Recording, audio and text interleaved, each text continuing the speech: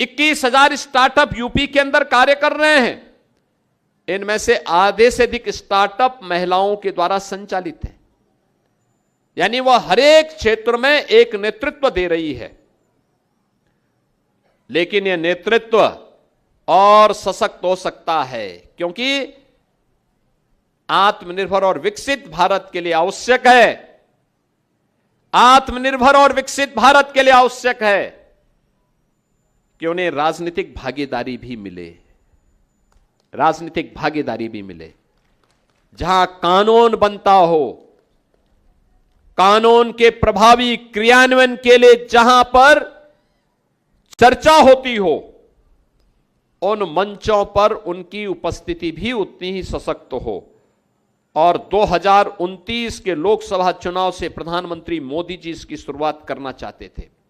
इससे संबंधित जो संशोधन जब संसद में लाने का कार्यक्रम बना, आपने देखा होगा, यहां पे जब महिला आयोग की उपाध्यक्ष भी बोल रही थी कि संसद में दर्शक दीर्घा में ये लोग मौजूद थे। जैसे संशोधन प्रस्तुत हुआ, उस पर वोटिंग और उस पर चर्चा हुई और फिर वोटिंग की नौबत आई, कांग्रेस ने, समाजवादी पार्टी ने, टीएमसी ने, डीएमके ने विरोध कर दिया।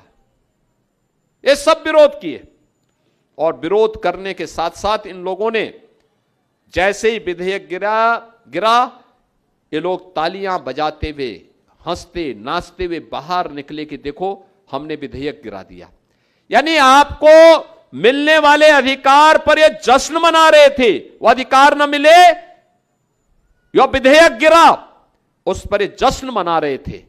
और इसीलिए भारतीय जनता पार्टी ने तय किया है कि जो लोग आधी आबादी को मिलने वाले उनके जायज अधिकारों पर प्रहार करते हो, उसमें बाधा बनते हो, और उस प्रकार का विधेयक जब गिरता है तो उस पर जश्न मनाते हो, तो इन लोगों को सबक सिखाने की आवश्यकता है। क्योंकि इनके रहते हुए आधी आबादी की सुरक्षा खतरे में है, उनका सम्मान खतरे में है और उनका स्वावलंबन भी खतरे में है। और इसके लिए जगह जगह प्रदर्शन हो रहे हैं। मैं तो देख रहा हूं, मैं बंगाल से सीधे आ रहा हूं प्रचार करके। भीषण गर्मी थी। मेरी एक सभा थी अभी कुछ देर पहले कोलकाता के पास, हावड़ा के पास। वहां पे टीएमसी का एक प्रत्याशी जो आपराधिक प्रवृत्ति का था, वो भारतीय जनता पार्टी के प्रत्याशी को मंच ही नहीं लगाने दे रहा था। और जैसे मेरा हेलीकॉप्टर वहां उतरने वाला था, उसके 15 मिनट पहले हजारों की संख्या में नारी शक्ति वहां पर आ गई और उन्होंने समाज सभा के समर्थन में, भारतीय जनता पार्टी के समर्थन में उस पूरे कार्यक्रम को प्रभावी ढंग से, आप सोचो 43-44 डिग्री का टेम्परेचर,